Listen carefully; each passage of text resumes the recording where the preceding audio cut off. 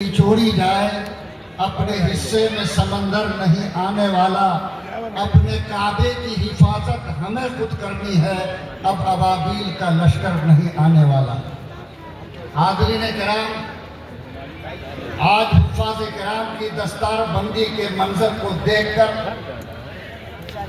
ان کے والدین کو جتنی خوشی ہو رہی ہوگی یقیناً اس کو ناپا نہیں جا سکتا۔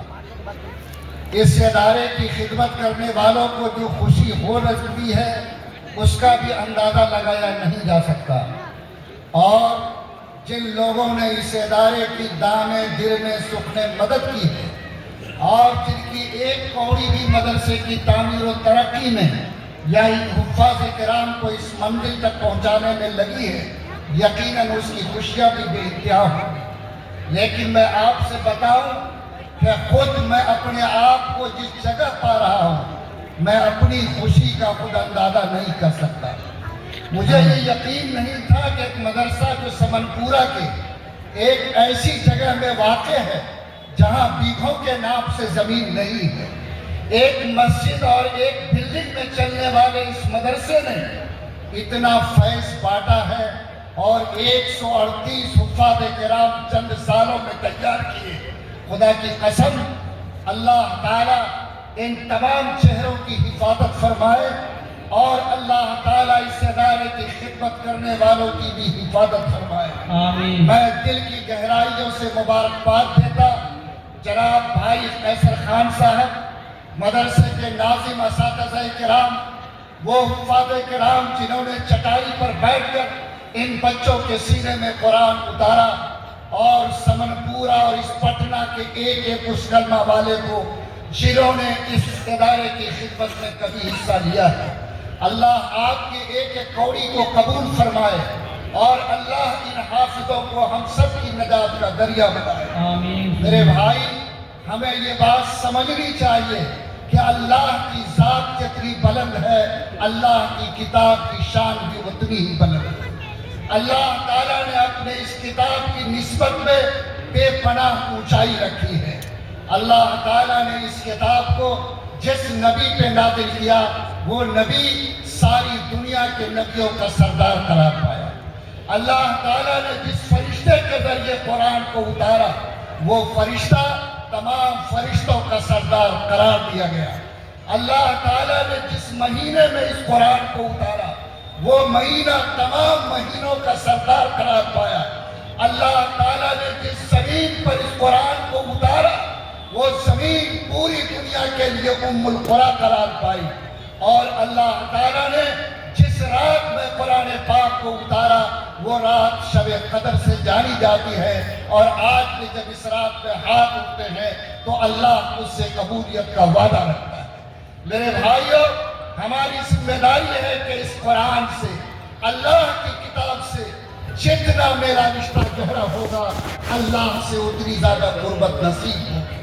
فرمایا، علماء نے لکھا ہے کہ اللہ تعالیٰ کی قربت کو پانے کے لیے چاہے جتنے اوراد و وظائف پڑھو، چاہے جتنی وردیں کرو، وظیفے پڑھو، قرآن کے ذریعے جتنی تیزی کے ساتھ اللہ کی قربت ملتی ہے، کسی دوسرے وظیفے کے ذریعے وہ قربت حاصل نہیں ہو سکتی۔ اللہ ہر مومن کو یہ توفیق عطا فرمائے کہ وہ اللہ کی اس کتاب سے مضبوط رشتہ رکھنے والا ہو۔ اللہ تعالیٰ اس کتاب کی سچی محبت ہم سب کے دلوں میں نصیب فرمائے۔ فرمایا کہ جو بھی بندہ مومن اللہ کی اس کتاب سے سچا تعلق رکھے گا، بلا ناغہ اس کی تلاوت کا اہتمام کرے گا، اس کے لیے 3 باتوں کا وعدہ کیا گیا ہے۔ پہلی بات کا وعدہ تو یہ ہے کہ اللہ اس کتاب کے سچے تعلق کی برکت سے بندوں کے سروں سے مصیبتوں کو ٹال دیا کرتے ہیں، اور مصیبت کے طوفان میں بھی اللہ تعالیٰ اپنے بندے کی حفاظت کا انتظام کر دیا کرتے ہیں۔ فرمایا کہ دوسری گارنٹی اس بات کی ہے کہ اللہ نے فرمایا کہ جو سچائی کے ساتھ، محبت کے ساتھ اللہ کا پاکیزہ کلام سمجھ کر اس سے گہرا تعلق رکھے گا، اس کی تلاوت کا اہتمام کرے گا، اللہ کبھی اس کو بھوکا سونے نہیں دے گا۔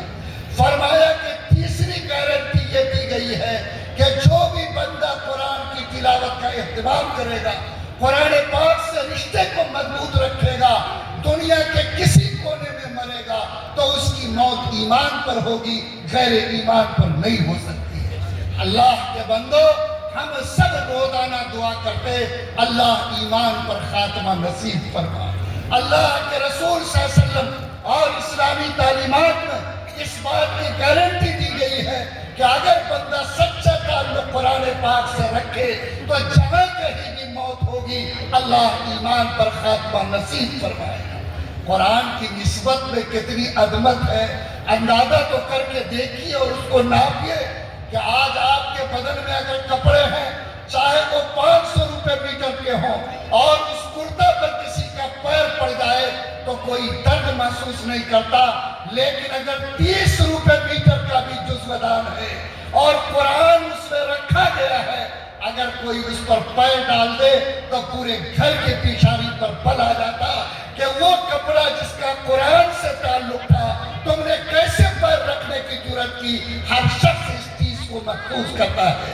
آپ کے گھر میں ساگوان کے پلنگ ہوں گے، ایک سے ایک فرنیچر ہوں گے، لوگ جوتا پہن کے چڑھ جائے، کوئی آدمی اس پہ انگلی نہیں اٹھاتا، لیکن وہ رحل جو چاہے آم کی لکڑی کا بنا ہو اگر قرآن رکھنے کے کام آتا، کوئی اس پر پیر رکھ کر کھڑا ہو جائے، ہر ایمان والے کے دل کو ٹھیس پہنچتی ہے اور بے پناہ ٹیس کا احساس ہوتا ہے۔ لوگوں، قرآن کی نسبت کا اثر یہ ہے کہ ہم شیطان کا نام لیتے ہیں لاہور پڑھتے ہیں، فرعون کا نام لیتے لاہور پڑھتے، قارون کا نام لیتے لاہور پڑھتے، لیکن جب یہی لفظ قرآن میں تلاوت کرتے ہیں تو جیسے اللہ کے نام کے ہر حرف پر نیکی ملتی، شیطان کے نام کے ہر حرف پر بھی اللہ نیکی دیتا ہے۔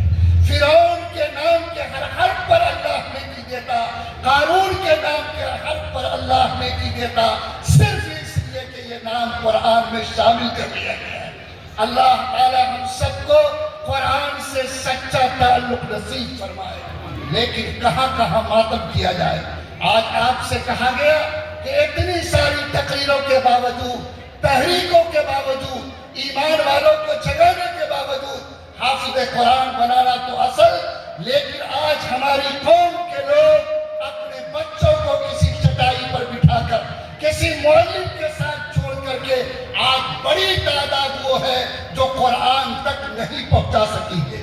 ایمان والوں، کیا یہ ذمہ داری آپ کی نہیں ہے کہ اس زمین پر آپ یہ طے کر کے جیے کہ جس طرح نماز پڑھنا فرض ہے، روزہ رکھنا فرض ہے، زکوٰۃ دینا فرض ہے، ویسے ہر مسلمان ماں باپ کو اپنی اولاد کو قرآن سکھانا، ایمان سمجھانا، اللہ کی پہچان کرانا اس کے ذمہ فرض ہے۔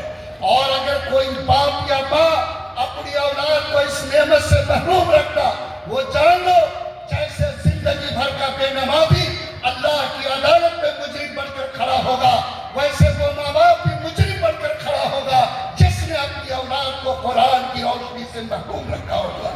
لوگوں، حافظ قرآن پڑھانا رتبے کی بات ہے، لیکن قرآن پڑھانا، اس کی تلاوت سکھانا، ایمان کی روشنی دینا، یہ آپ کے ایمان کا حصہ ہے، آپ کے عقیدے کا حصہ ہے، آپ کے ذمہ ویسے ہی فرض ہے جیسے ایک بالغ مسلمان کے لیے نماز پڑھنا فرض ہے۔ اور ذرا سوچ کر دیکھیے، کوئی بچہ اگر قرآن نہ جانتا ہو کیا وہ نماز ادا صحیح کر سکتا ہے؟ قرآن کے بغیر نماز کے پڑھنے کا کیا تصور ہے؟ اس کو تو قرآن سیکھنا ہوگا، تب جا کر اس کی نماز میں مقبولیت کا رنگ پیدا ہوگا۔ آج جو لوگ یہاں بیٹھے ہیں، میں ان سے پہلی گزارش یہ کروں گا کہ ہم سب لوگ خدا کے نام پہ یہ نیت کریں، یہ اولاد اللہ کی نعمت ہے۔ اللہ تعالیٰ نے پھول جیسے بیٹے اور بیٹیاں مجھے دی ہے، میں اس اللہ کے حکم کی تعمیل میں جو اللہ نے قرآن میں کہا قُوا أَنفُسَكُمْ وَأَهْلِيكُمْ نَارًا، اپنے کو بھی جہنم کی آگ سے بچاؤ، اپنی اولاد کو بھی جہنم کی آگ سے بچاؤ۔ میں اس بات کی نیت کرتا ہوں بلا شبہ میرا بیٹا دنیا کی بڑی سے بڑی ڈگریاں حاصل کرے، لیکن بحیثیت مومن جب تک میرا بچہ قرآن سیکھ نہ لے، اللہ کی قرآن کی تلاوت کو جان نہ لے، اس وقت تک نہ چین سے میں سونا قبول کر سکتا، نہ چین کی موت مرنا قبول کر سکتا۔ آپ کو یہ طے کرنا ہوگا، دشواریوں کے बीच में रास्ता पैदा करना होगा। चाहे हम अपने आप को कितने कमजोर समझते हो, माली एतबार से मजबूर हो, लेकिन आप ये तय कीजिए कि भीख भी मांगना पड़े तो जब तक मेरी औलाद कुरान के नूर से मुनव्वर न हो जाए उस वक्त तक मैं चैन की सांस लेना कबूल नहीं कर सकता। क्या इतना बड़ा मजमा, बोलो अल्लाह के नाम पर हम अपने घर में अपनी औलाद और अपने बच्चों को इंशाअल्लाह खुदा के किताब की तालीम देंगे? हाथ उठाते तो मेरी हिम्मत बढ़ती है। अल्हम्दुलिल्लाह। और अल्लाह तौफीक दे कि 4 बेटा है तो एक को कम से कम हाफिज़ कुरान बनाओ। अल्लाह तौफीक दे जिस खानदान में 4 भाई हो, अगर अपने बेटे को नहीं एक खानदान में भी कम से कम एक हाफिज़ कुरान तैयार, ताकि क़यामत के दिन जब अल्लाह उस हाफिज़ कुरान से कहेगा कि जिधर जिधर तुम्हारी उंगलियां उठेगी वहां वहां मग़फ़िरत की भीख पहुंचती चली जाएगी। और फरमाया कि 8 ऐसे लोग जिन पर जहन्नम वाजिब हो चुकी होगी, अल्लाह ताला हुफ़्फ़ाज़ किराम की बरकत से उसके लिए जन्नत का दरवाजा खोल देंगे। अल्लाह ताला ये रुतबा, ये तौफीक हम सबको भी नसीब फरमाए। याद रखिए, मुल्क भी इस वक्त हिचकोले खा रहा है। कुरान के ताल्लुक से भी जो जहन बन रहा है, आप उसको अच्छी तरह समझते हैं। यही जहन अंग्रेजों के जमाने में बनाया गया था कि जब तक ये किताब की हुक्मरानी होगी तुम्हारी हुकूमत इस जमीन पे टिक नहीं सकती। अंग्रेज की तरफ से ऑर्डर मिला था कि कुरान के नुस्खे को निकालो, उसे जलाओ, इस किताब को हम जमीन से साफ करना चाहते हैं। और जब एक अंग्रेज अफसर दिल्ली के एक मदरसे में आया और वहां के नाजिम से कहा कि इस मदरसे के तमाम नुस्खे कुरान को जमा कीजिए, मैं उसको जलाऊंगा। मोहतमिम साहब हिकमत वाले थे, उन्होंने कुर्सी पे उसको बिठाया, कहा कि आप एक गिलास पानी तो पी लें, आप हाकिम हैं, आपके हुक्म की तामील होगी, लेकिन जरा मेरी गुजारिश कबूल कर लें। इन्होंने पानी पिलाने के बहाने एक हाफिज़ कुरान बच्चे को बुलाया, कहा कि कुरान पाक सुनाओ। उस बच्चे ने कुरान पाक सुनाना शुरू किया। अंग्रेज ने कहा कि ये क्या है? कहा कि वो कुरान जो कागज के पन्नों में लिखा है, लाखों मुसलमान बच्चों के सीने में भी लिखा हुआ है। ए अंग्रेज, कागज के कुरान को चलाकर तुम अगर तसव्वुर रखते हो कि दुनिया से कुरान को मिटा देंगे, ये तसव्वुर तुम्हारा गलत है। एक नहीं, लाखों मुसलमानों के सीने पर अल्लाह की ये किताब मुकम्मल लिखी हुई है। आपको मालूम है कि फैसला बदला और उन्होंने अपने वायसराय को बताया कि इस कुरान जैसी किताब को इस जमीन से मिटाना आसान नहीं है। मेरे भाइयों, आज भी जो लोग कुरान के सामने चैलेंज बनकर खड़े हैं, मैं 2 तरह से उसका जवाब इंशाअल्लाह पूरी उम्मत को देने के लिए तैयार रहना चाहिए। एक ये कि अकीदे की सेहत के लिए, उसकी जिंदगी में ईमान की हिफाजत के लिए, अल्लाह ताला से कुर्बत को बाकी रखने के लिए, बाइज़्ज़त मोमिन जीने और मरने के लिए इंशाअल्लाह अपनी आंख से कुरान पढ़ना जरूर सिखाएंगे। नंबर 2, अल्लाह जिसको तौफीक दे अपने बेटे को, नहीं तो अपने खानदान को, नहीं तो अपने पड़ोस में से किसी बच्चे को, नहीं तो समाज के किसी बच्चे को चुनकर इंशाअल्लाह उसको जरूर हाफिज़ कुरान बनाएंगे। अफसोस है कि आज मुसलमानों ने कुरान को गरीबों और यतीमों की किताब समझ लिया है। आज मदरसों में भेजना अपने बच्चों के लिए आप समझते हैं, ये समझते हैं कि वहाँ खैराती इदारा है, ज़कात सदक़ात और फितरे के पैसे बनते हैं, वहाँ कोई यतीम और गरीब का बच्चा था। याद रखो कि आपने जो कुरान के रुतबे को घटाया है और आपने जो कुरान की अज़मत को कम किया है, ये वो नहूसत है जिसने हमको इस मंजिल तक पहुँचाया है। हज़रत उमर ने फरमाया था कि इन्नल्लाह यरफ़उ बिहाज़ल किताबि अक़वामन व यज़उ बिही आख़रीन, कि अल्लाह इस किताब की मोहब्बत की बरकत से बहुत सारी कौमों के सरों पे ताज रखता है।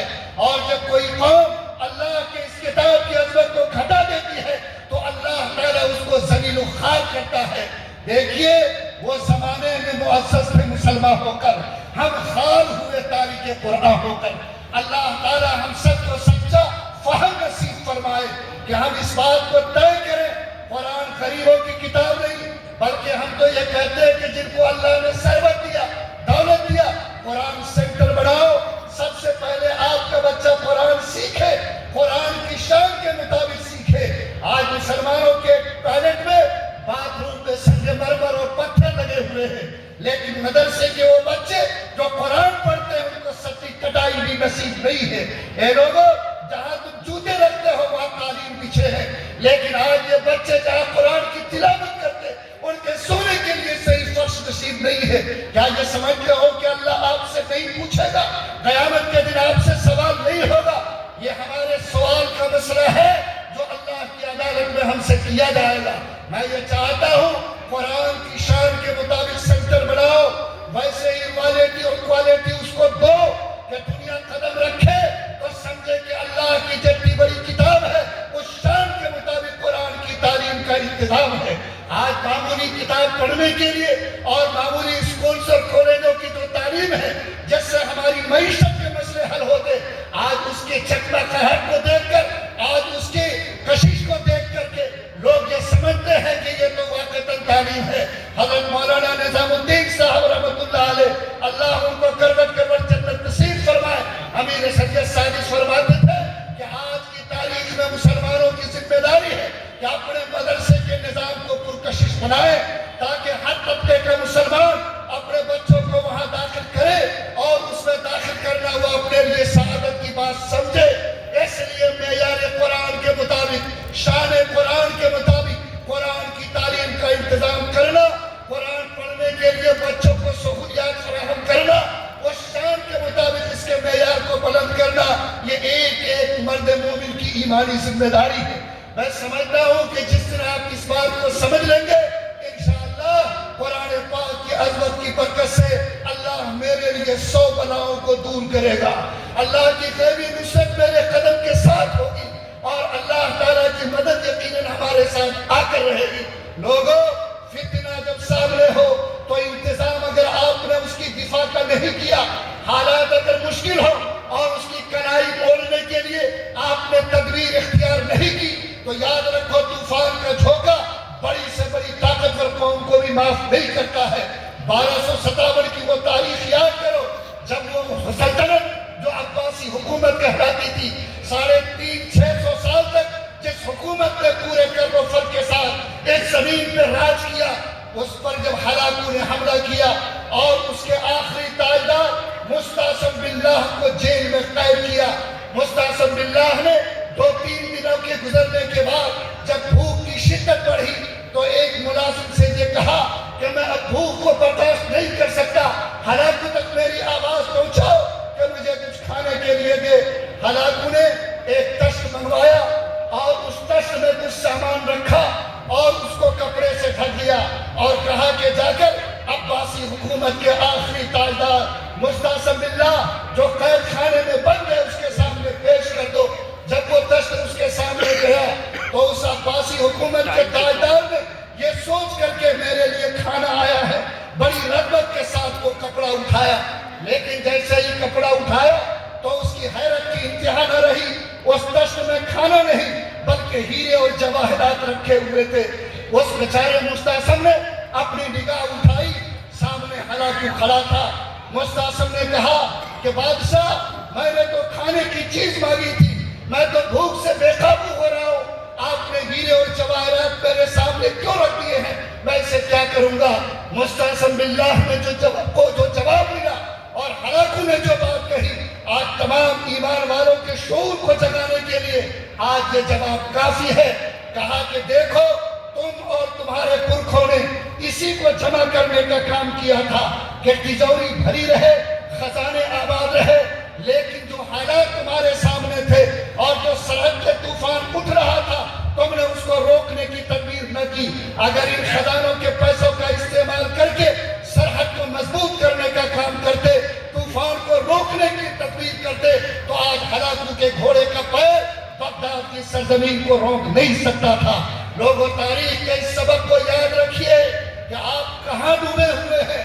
یہ دولت، یہ پونجی اور یہ پیسے جس پر ساری محنتوں کی توجہ ہے، اگر آپ نے اس ملک میں جینے کے لیے، ایمان کے ساتھ رہنے کے لیے، اگر اپنے بچوں کے مستقبل کو ایمان سے جوڑنے کے لیے تدبیر نہیں کی، اپنے پیسوں کا استعمال نہیں کیا، حالات کے رخ کو بدلنے کی کوشش نہیں کی، تو آنے والی تاریخ نہ آپ کو معاف کرے گی نہ آپ کی نسل کو معاف کرے گی۔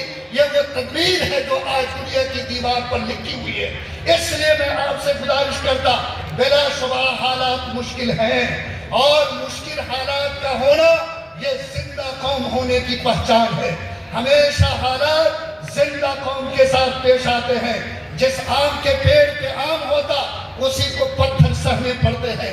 یاد رکھیے، جو بچہ دوڑتا ہے اسی کو ٹھوکر لگتی ہے. جو اپاہج ہے، جس کو چلنے کی نوبت نہیں آتی، اس کے لیے ٹھوکر کا سوال پیدا نہیں ہوتا. آج جو لوگ آپ کے لیے الگ الگ تدبیریں کر رہے ہیں، وہ سمجھتے ہیں کہ یہ قوم آج بھی زندہ ہے. اس کا ایمانی شعور اگر بیدار ہو جائے، اگر اس نے سچائی کے ساتھ کروٹ لے لی، تو اس طوفان کو روکنا کہیں آسان نہیں ہوگا. اس کی حکمت اور ایمانی قوت سے آج بھی بڑی سے بڑی طاقتور دیوار ہل سکتی ہے. میری گزارش یہ ہے کہ آپ نے حکومتوں کے سورج کو ڈوبتے بھی دیکھا ہے، اگتے بھی دیکھا ہے. وہ تو 650 سال کی حکومت تھی، لیکن اسی ملک کے اندر آپ نے 850 سال کی حکومت کا ستارہ ڈوبتے دیکھا. اور عین وہی حالات جو اس وقت مستعصم کے ساتھ پیش آئے تھے، آپ کو معلوم ہے کہ اس ملک میں بھی پیش آیا. 1857 کے بعد جب بہادر شاہ ظفر کو رنگون کے قید خانے میں ڈالا گیا، اس نے بھی بھوک کا احساس کیا تھا اور چاہا تھا کہ مجھے کھانے کے لیے کچھ دیا جائے. انگریزوں نے اس کے سامنے بھی تشت پیش کیا تھا، اور وہ تشت کپڑے سے ڈھکا ہوا تھا. لیکن جب بہادر شاہ ظفر نے بھوک کی شدت میں وہ کپڑا اٹھایا تو اس میں کھانے کا سامان نہیں، بلکہ اس کے بیٹے کا سر تھا جو اس تشت میں ڈالا گیا تھا. لوگوں، یہ تقدیر آپ نے دیکھی ہے، تاریخ کے پنوں میں پڑھی ہے. آج بھی حالات کے رخ کو سمجھیے، اپنی تدبیروں کو، اپنی حکمت کو، اپنی صلاحیت کو، اپنے وسائل کو اس رخ پہ ڈالیے جس سے آپ کی آنے والی نسل ایمان پر قائم رہ سکے، جس سے آپ اپنے آپ کو بحیثیت مسلمان اپنے سجدوں کے ساتھ، مسجد کے میرانوں کے ساتھ، قرآن کی تلاوت کے ساتھ، رسول اللہ کی سنتوں کے ساتھ زندہ رہ سکے. یہ آپ کو فکر لینی ہوگی، سوچنا ہوگا. اگر آپ نے یہ بوجھ کسی دوسرے کے کندھے پہ ڈالا، یقین مانیے کبھی بھی یہ خواب نہ شرمندہ تعبیر ہو سکتا ہے، نہ آنے والے طوفان میں ہمارے ایمان کی حفاظت ہو سکتی ہے. انشاءاللہ ہم لوگ پوری توانائی اس کے ساتھ اللہ کے دین، اللہ کے دینی ادارے، اللہ کی کتاب کی خدمت کے لیے اور ملک میں اٹھنے والے طوفان کے مقابلے کے لیے، اپنے ایمان کی حفاظت کے لیے انشاءاللہ مضبوط سے مضبوط تدبیر کرنے کو تیار ہے. انشاءاللہ اللہ تعالیٰ آپ کے حوصلے کو قبول فرمائے. اللہ تعالیٰ ہمارے لیے ایمان کی حفاظت کا ذریعہ بنائے. میں اس لیے نہیں کہتا، کہتے لوگ کہتے کہ میں تو حاجی ہوں، میں تو چلہ لگائے ہوا جماعتی ہوں، میں تو فلاں آدمی مفتی اور قاضی ہوں، میرے گھر میں ایمان کا ڈاکہ کیسے پڑ جائے گا؟ قرآن کو پڑھو. اللہ تعالیٰ نے پہلے پارے کے آخری پنے پہ فرمایا، ام کنتم شہداء اذ حضر یعقوب الموت اذ قال لبنیہ ما تعبدون من بعدی. پڑھو، یاد کرو یعقوب کے قصے کو. جب ان کی موت کا وقت آیا، ان کے کئی بیٹے اللہ نے دیے تھے، انہوں نے سب کو سرحانے میں بلایا. یہ نہیں پوچھا کہ دولت کیسے بانٹو گے، کون سے گھر کی تقسیم کیسے ہوگی. ایک سوال یعقوب نے کیا، میرے بیٹو جب میری آنکھ بند ہو جائے گی تو تم کس کی عبادت کرو گے؟ تم کس کی عبادت کرو گے؟ تم کس کی عبادت کرو گے؟ بیٹوں نے کہا کہ ابا جان، ہم تو اس خدا کی عبادت کریں گے جس کی آپ نے کی ہے، آپ کے دادا ابراہیم، اسماعیل، اسحاق نے کی ہے. ہم اس راہ سے کیسے ہٹ سکتے ہیں؟ لیکن ابا جان، ہم تو نبی کے گود میں پلے ہیں، نبی کے سائے میں جوان ہوئے ہیں. آپ کے دل میں یہ وسوسہ کیسے پیدا ہوا؟ آپ کے دل میں یہ سوال کیسے آیا کہ خدا نہ خواستہ میں آپ کی موت کے بعد راستہ بھٹک جاؤں گا؟ حضرت یعقوب نے جو جواب دیا وہ میرے ضمیر کو جھنجھوڑنے کے لیے کافی ہے. کہا کہ بیٹا، سوال تمہاری جواب دہی کا نہیں بلکہ اس باپ کی جواب دہی کا ہے. ہر باپ اپنی موت سے پہلے اپنی اولاد کے بارے میں یہ اطمینان حاصل کر لے کہ اس کے مرنے کے بعد ایمان کی اسی راہ پہ اس کی اولاد رہے گی جس پر اس کی آنکھ کے سامنے اولاد کھڑی رہی ہے. اگر آپ نے اور ہم نے اس ذمہ داری کو نہیں نبھایا تو یاد رکھیے، اگر یہ اولاد غلط راہ پہ چلے گی، اگر یہ بھٹکے گی، قیامت کے دن اپنے دامن کے ساتھ باندھ کر اللہ کے جہنم کی آگ میں مجھے بھی لے جائے گی.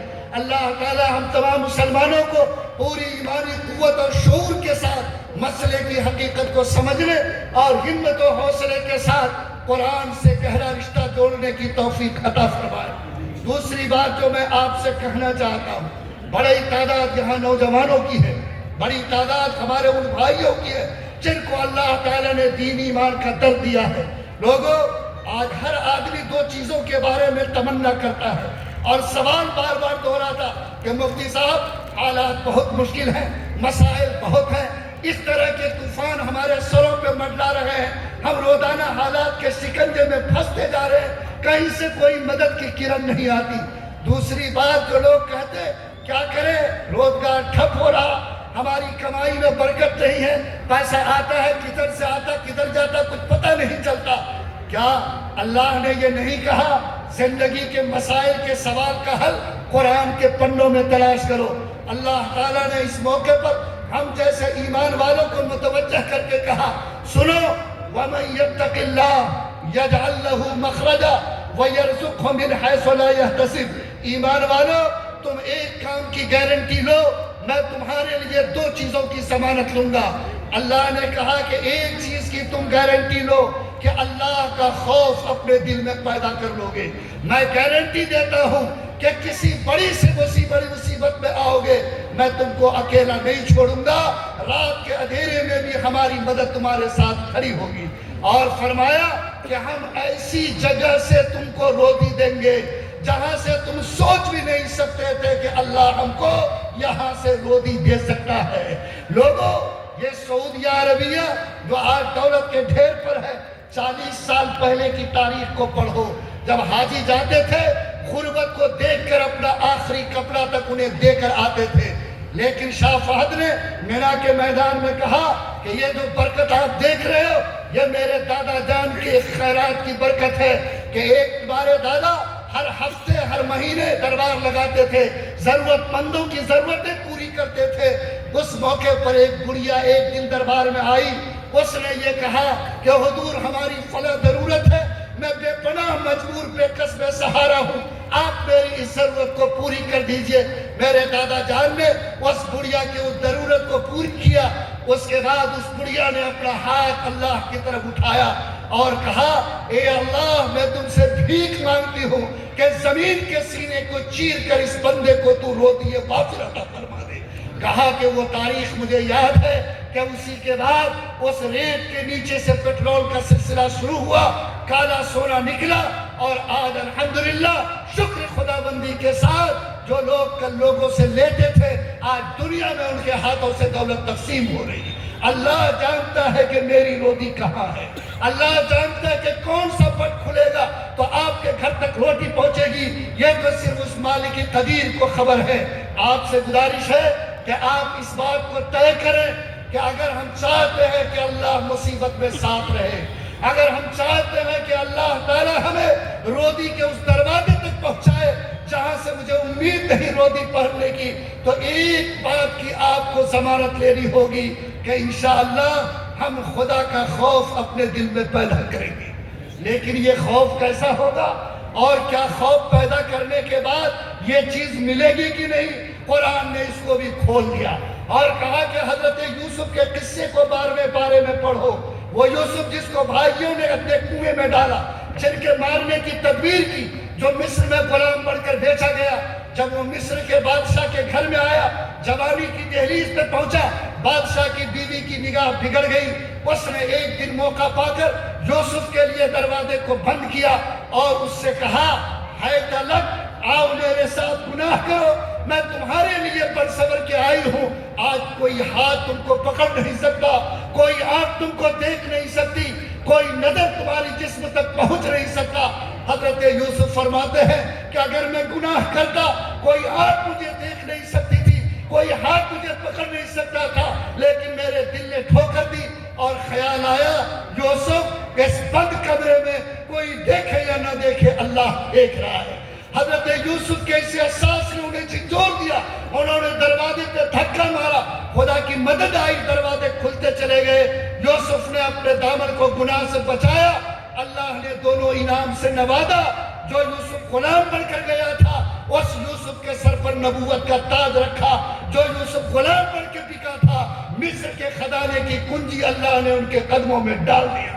آج بھی یقین کرو کہ اللہ کے نام پر انشاءاللہ ہم سب اپنے اندر ایسا خوف خدا پیدا کریں گے، بازار ہو، رات ہو، کمرے کی تنہائی ہو، کوئی بھی گناہ میری طرف لگ کے میرے دل سے یہ صدا اٹھے، کوئی دیکھے یا نہ دیکھے اللہ دیکھ رہا ہے۔ آج جس مال میں دکان میں سی سی ٹی وی ہو، لوگ اس میں ڈرتا ہے، کسی غلط قدم کے اٹھانے سے گھبراتا کہ اگر ایسا کریں گے تو فوٹیج میں آ جائے گا۔ لوگوں، جس اللہ نے انسان کو یہ دماغ دیا کہ آج لوگوں کے لیے سی سی ٹی وی بنا سکتا، کیا اس اللہ کا اتنا بڑا کائناتی نظام بغیر سی سی کیمرے کے ہے؟ خدا کی قسم نہیں، یہ چاند اور سورج سب سی سی کیمرے ہیں۔ ہمارے کندھوں پہ بیٹھے ہوئے فرشتے بھی ہمارے اعمال کو نوٹ کرتے ہیں۔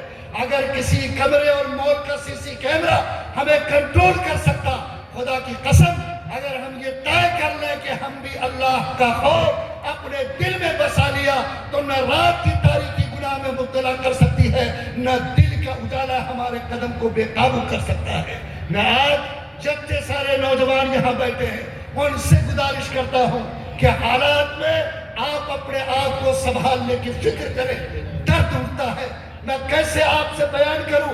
ابھی ایک صاحب نے میرے پاس فون کیا جب میں منگیر میں تھا اگلے سال کہ مفتی صاحب ایک نوجوان جو میرا بھتیجا ہے، اس کی عمر 25 سال کی ہے، 26 سال کی ہے، 35 سال کی ہے، وہ میرے بھتیجے کی شادی چند سال پہلے ہوئی۔ رات کو میرا بھتیجا اپنے گھر میں آیا، بیوی سے معمولی بات پہ جھگڑا ہوا، اس نے اس کو 3 طلاق دے دی ہے۔ مفتی صاحب بتائیے کہ بیوی کو پلٹانے کا راستہ کیا ہوگا؟ میں نے کہا کیوں طلاق دی؟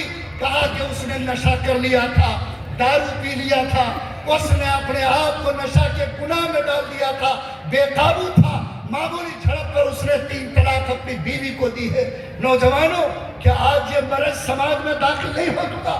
آج مجھے جرأت ہو کے کہیں 80% سماج کا نوجوان نشیڑی بنا ہوا، چاہے وہ اسپائک پیے، چاہے وہ ٹیبلٹ کھائے، چاہے وہ سرنج سے انجیکشن لے، چاہے دارو کے گھونٹ لے۔ سرکار نے نشے اور دارو پہ پابندی لگائی، لیکن اس کے باوجود قرآن کی نہیں ماننا، سرکار کی نہیں ماننا، اس شراب اور نشے پہ کنٹرول نہیں کرنا آج مسلم نوجوانوں کی پہچان بنتی جا رہی ہے۔ میں آپ سے بھیک مانگتا ہوں، یاد رکھو محمد رسول اللہ نے فرمایا کہ بڑا سے بڑا گناہ کر کے جاؤ گے، سزا کے بعد جنت مل سکتی ہے، نشہ کرتے ہوئے مرو گے، خدا کی قسم کبھی اللہ کی جنت کا چہرہ دیکھنا نصیب نہیں ہوگا۔ اللہ تعالی ہمارے ایمان کو سجا دے۔ ہم کہاں جا کر کھڑے ہیں؟ قرآن نے صاف کہا جیسے سور کا گوشت حرام، سور کا پیشاب حرام، سور کا خون حرام ایک مرد مومن کے لیے، ویسے شراب کے قطرے اور نشہ حرام ہے۔ کیا آج اس ملک میں، اس صوبے میں اگر ہمارا نوجوان طے کر لے کہ سرکار کا مذہب ایمان نہیں، لیکن وہ شراب کو جو قرآن میں حرام کیا گیا اگر اس کی پابندی پہ ہے تو مومن کو تو کہیں آگے بڑھ کر آواز بلند کرنی چاہیے کہ 100% ہم اپنی زندگی کو نشے کی لعنت سے دور رکھیں گے۔ لیکن اگر آپ نے یہ فیصلہ نہیں کیا، سنو، فرمایا محمد الرسول اللہ نے، نشے کا گھونٹ جیسے ہی حلق سے نیچے جاتا ہے اللہ کی غیرت کو قبول نہیں ہوتا، اللہ اس کے سینے سے ایمان کے نور کو چھین لیتا ہے۔ اگر اس حالت میں اس کی موت ہو جائے، صحیح ایمان پر اس کی موت نہیں ہو سکتی۔ کیا میں اپنے نوجوانوں سے بھیک مانگوں؟ کیا میں اس مجمع سے یہ گزارش کروں؟ بتاؤ 1 گلاس پانی کی قیمت کتنی ہوگی؟ 1 شیشی نشے کی قیمت کتنی ہوگی؟ لیکن اگر 1 شیشی نشے کی وجہ سے آج 32 سال کی بیٹی کی زندگی گزرتی ہے، جس نے 5 سال تک اپنی عزت کو اس کے چوکٹ پہ قربان کیا، اگر 2 بچوں کے سر سے ماں کا سایہ چھنتا ہے تو بولو اس زمین پر اللہ کے قہر کو اترنا چاہیے کہ نہیں اترنا چاہیے؟ آج عذاب الہی، حالات ایسے نہیں بگڑے ہیں۔ فرمایا گیا اعمالکم اموالکم، جیسے تمہارے اعمال کی تصویر ہوگی ویسے اوپر کے حالات تمہارے سروں پہ ڈالے جائیں گے۔ آج ہم نے اپنے کو بے قابو کیا، مصیبتوں کے گھیرے میں آئے۔ اللہ سے قربت پیدا کرو، اللہ کے نام پہ سچی توبہ کر کے اٹھو کہ جتنا نوجوان میرا بھائی یہاں بیٹھا ہے انشاءاللہ آج سے اس کی زبان नशे की लानत से पाक होगी। उठा सकते हो हाथ? उठाओ ना अल्लाह के नाम पर माशाअल्लाह। अल्लाह ताला हमारे लिए इस लानत को समाज से दूर कर दे। अल्लाह हम सबको इस नशे की नापाकी और गंदगी से दूर रहकर जीने की तौफीक नसीब फरमाए। मैं कहाँ कहाँ भीख मांगूंगा, मैं कहाँ कहाँ आपसे जाकर गुजारिश करूंगा। हालात एक नहीं अनेक है। आज ये प्लास्टिक का डिब्बा मोबाइल जो आज आपकी मुट्ठी में है, आज ये पूरे समाज में बुराई की जहर घोलने का दरिया बन गया है। आप याद रखिए, ये मोबाइल से दुनिया बड़ा काम ले रही है, बिजनेस को बढ़ा रही है, ताल्लुक को बढ़ा रही है, उसके एप्स के जरिए दुनिया कमाई कर रही है। लेकिन हमारे नमाज का नौजवान आज 10-10 बजे रात तक सड़कों के किनारे बैठकर, पुल पुलिया और नीचे बैठकर, आज अपने घरों के दरवाजे और सहन में बैठकर आज इस मोबाइल का गंदा इस्तेमाल करके पूरे समाज को बदकारी और गुनाह की लानत में मुब्तला कर रही है। आज जो भी हालात आ रहे हैं, चाहे बेटियों के भागने का हो, चाहे समाज के मुर्तद होने का हो, या समाज के अंदर सेनाकारी और बदकारी के पढ़ने का हो, सबके नीचे तलाश करोगे 95% आपको इसी मोबाइल का हाथ दिखाई देगा।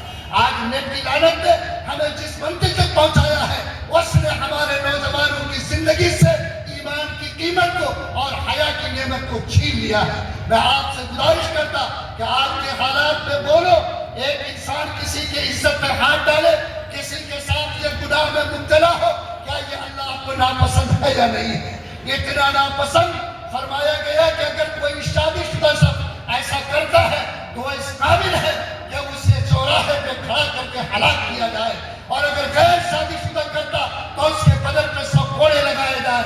लेकिन आज ये समाज फैशन को अपने लिए नेमत समझ बैठा है, और जो भी खुराफात, बदतमीजियां और इस तरह की बेहयाई के मनाजिर होते हैं, आज मोबाइल की लानत से बाप घर से निकलता उसकी बेटी के साथ बदकारी होती है, शौहर घर से निकलता उसकी बीवी के साथ बदकारी होती, और समाज ऐसी लंगी लानत में मुब्तला हो चुका कि आदमी आसानी से अगर नई कोशिश करे इसको निकालना आसान नहीं होगा।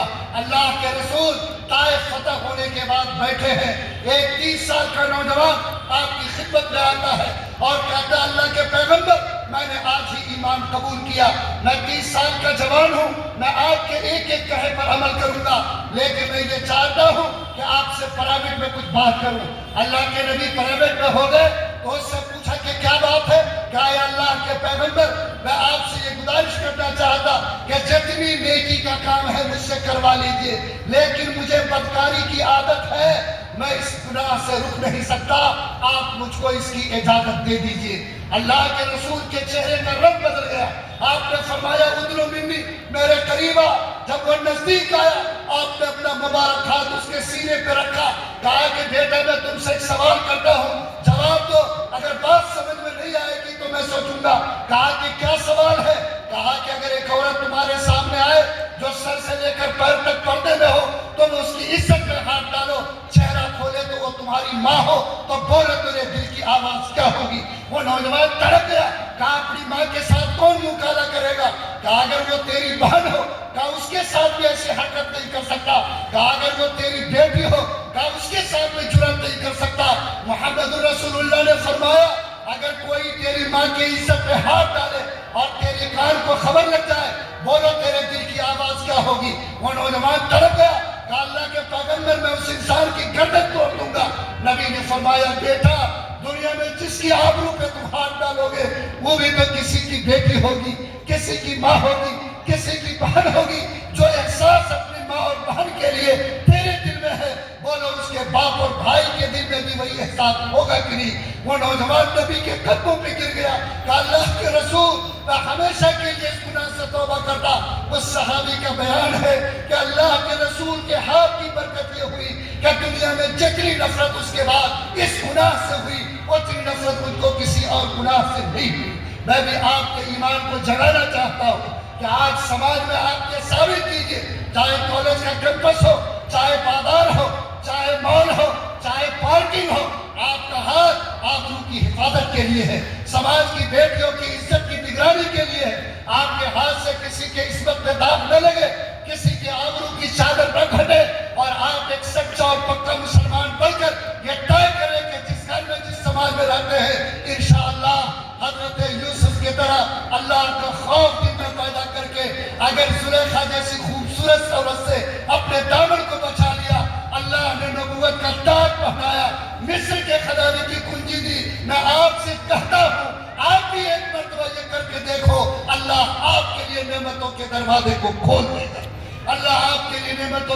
دروازے کو کھول دے گا۔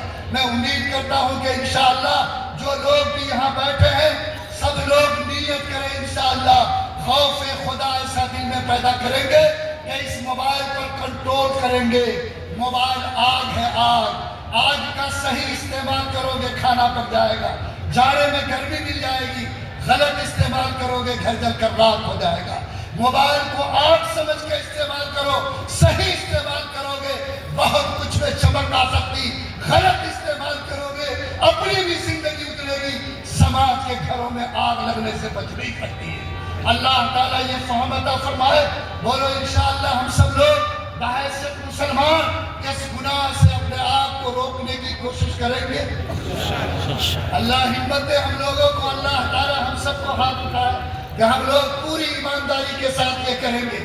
اس گناہ کو بڑھانے میں بے پردگی نے بھی اپنا رول ادا کیا ہے۔ آج یہ مسلمان اپنی بیٹیوں اور بہنوں کے ساتھ کم سے کم جو پردہ ہے، جو فاطمہ کی طرف سے ملیا ہوا ایک حجاب ہے، جو آپ کے سر کے لیے ایک زینت ہے، کیا آج یہ مسلمان اس پردے کے ساتھ اپنی بیٹیوں اور بہنوں کو اس زمین پہ زندہ رکھنے کے لیے تیار نہیں؟ میں آپ کو اسکول سے نہیں روکتا، کالج کے دروازوں سے منع نہیں کرتا، بازاروں میں جانے سے نہیں روکتا، لیکن کیا اگر میری بیٹی شان سے نکلے کہ اس کا لباس گواہی دے کہ وہ کسی مسلمان باپ کی بیٹی ہے، مسلمان بھائی کی بہن ہے، تو بولو اس کردار اور پردے کے نظام سے اللہ تعالیٰ گناہ کی حلالت کو ضرور کم کرے گا۔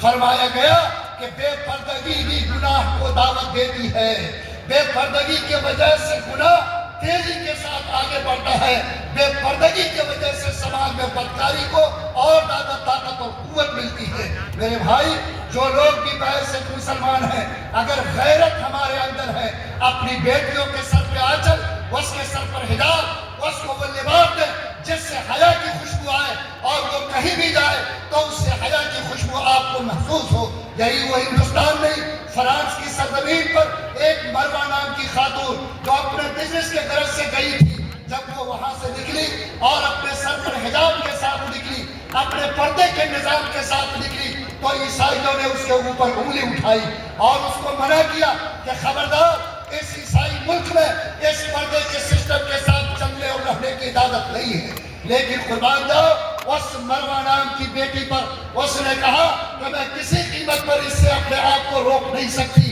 میں حجاب کے ساتھ رہوں گی، میں اس فاطمہ کی چادر کو اپنے ایمان کا حصہ سمجھتی ہوں۔ عیسائیوں کو برداشت نہیں ہوا، اس نے جا کر اس کے خلاف عدالت میں مقدمہ کیا۔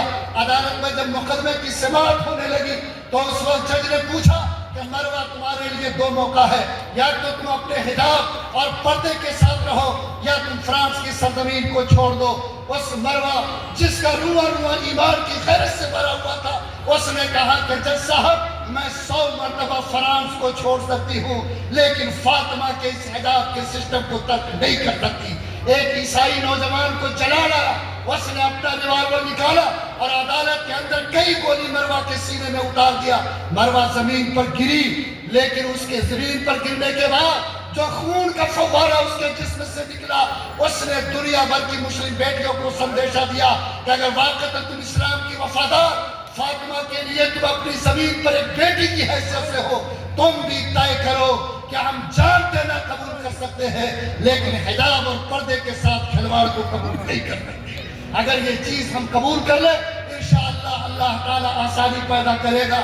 بس میرے بھائیوں، میں نے آپ سے 3 باتوں کی گزارش کی ہے۔ پہلی یہ کہ ہم اللہ کی کتاب کو اللہ کی ذات کی نظر سے دیکھیں، جتنی شان اللہ کی ذات کی ہے ویسے ہی اگر اللہ کی کتاب کی ہم دل میں پیدا کریں گے۔ یہ مدرسہ تحفیظ القرآن سمن پورا جس نے 180 بچوں کو 138 بچوں کا تحفہ ملت کو دیا ہے، بولو انشاءاللہ جب بھی اس کی دیوار سے کوئی آواز آئے گی، جب بھی اس کی طرف سے کوئی مدد کی پکار ہوگی، بولو ہم پوری ایمانداری کے ساتھ اس بچے کے لیے اپنے لیے نجات کا ذریعہ بنا کر انشاءاللہ ہم لوگ اس ادارے کو آگے بڑھانے کے لیے تیار نظر آئیں گے۔ الحمدللہ۔ دوسری گزارش میں نے آپ سے یہ کی ہے کہ ہم سب لوگ یہ نیت کریں کہ اللہ نے مجھ سے صرف ایک وعدہ لیا ہے کہ تم خدا کا خوف پیدا کر کے گناہ سے رک جاؤ۔ اللہ فرماتے ہیں میں تم کو کسی مصیبت پہ اکیلا نہیں چھوڑوں گا اور کہیں تم کو بے آبرو ہونے نہیں دوں گا، وہاں سے روزی دوں گا جہاں سے تم سوچ نہیں سکتے۔ بولو اللہ کے وعدے پر یقین ہے یا نہیں؟ ارے ہے۔ اور اللہ نے یہ نقشہ زمین پر برپا کر کے دکھا دیا، عمل کر کے دیکھو۔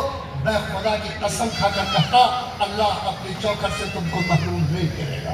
اور آخری گزارش میں نے آپ سب سے یہ کی ہے کہ جو بھی ہمارے پاس وسائل ہیں ان وسائل کا استعمال کریں، خوف کو اپنے سینے سے نکالیں، بزدلی کو اپنے دل سے نکالیں، ہمت اور حوصلے کے ساتھ رہیں، حالات کا خندہ پیشانی کے ساتھ استقبال کریں اور اس کو دور کرنے کے لیے تعلیم کے میدان میں آگے بڑھیں، تجارت کے میدان میں آگے بڑھیں۔ جس میں بھی آپ کو ترقی نظر آئے آپ اس میں اپنا قدم رکھ کر آگے بڑھیے۔ یہ تو زنجیریں ہیں جو آپ کو ترقی سے روکنے کے لیے تیار کی گئی ہے۔ یہ ڈراؤنا ماحول، یہ بزدلی پیدا کرنے کی اسکیم ہے، دراصل آپ کے قدموں کو روکنے کی پالیسی ہے۔ آپ جھٹک دو، جس دن تقدیر میں جو لکھا ہوگا اللہ کا فیصلہ نافذ کر کے ہوگا۔ جب تک پیر میں چلنے کی طاقت ہے، ہاتھ میں کچھ حرکت کی طاقت ہے، دماغ میں سوچنے کی طاقت ہے، انشاءاللہ تعلیم کے میدان میں، تجارت کے میدان میں، سیاست کے میدان میں جو بھی ہماری ترقی کا موقع ہوگا اللہ کی قسم ہمارا قدم بڑھتا رہے گا۔ اللہ تعالیٰ آپ سب کی حفاظت فرمائے۔ مفتی صاحب کے آنے کا مطلب یہ ہے کہ میرا وقت پورا ہو چکا اور 5 وقت کی نماز کی بھی حفاظت ہوگی۔ یہاں 90% جمعہ والا ہے، بولو ہے کہ نہیں جمعہ والا؟ اللہ میاں بھی اگر جمعہ کا حساب روزی میں لگا دے، بولو بیڑا غرق ہوگا کہ نہیں ہوگا؟ ایک یہودی نے اپنے قلم سے لکھا کہ جتنی تعداد میں مسلمان جمعہ میں جاتے ہیں، اگر اتنی تعداد فجر میں آ جائے تو دنیا میں اسلام کو غالب آنے سے کوئی طاقت روک نہیں سکتی۔ بولے کہ یہودی کا جملہ ہے۔ کیا ہم لوگ جمعہ والے مسلمان ہوں گے کہ کم سے کم 24 گھنٹے میں ایک مرتبہ اللہ کے گھر میں ضرور حاضری دیں گے؟ بولو دینے والے بولو گے ایک وقت میں حاضری؟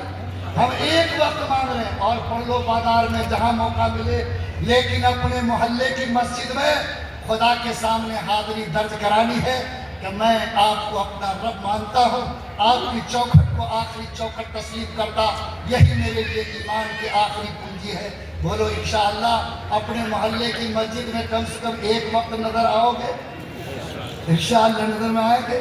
اور وہ جو ہوا کی بیٹی سب پروجیکٹ پر اور اس پر دیکھ رہی ہے، اب بغیر فوٹو دیکھے تقریر سمجھ میں نہیں آتی ہے، ان کو بھی یہ سمجھائیے کہ انشاءاللہ وہ بھی نماز کی سچی پابند بنیں گی۔ ان کے ہاتھ جب رب کے سامنے اٹھیں گے اللہ مصیبتوں کے بادل کو چھاٹے گا، اللہ عزت اور آسانی کا راستہ ہموار کرے گا۔ ربنا تقبل منا انک انت السمیع۔ جزاکم اللہ۔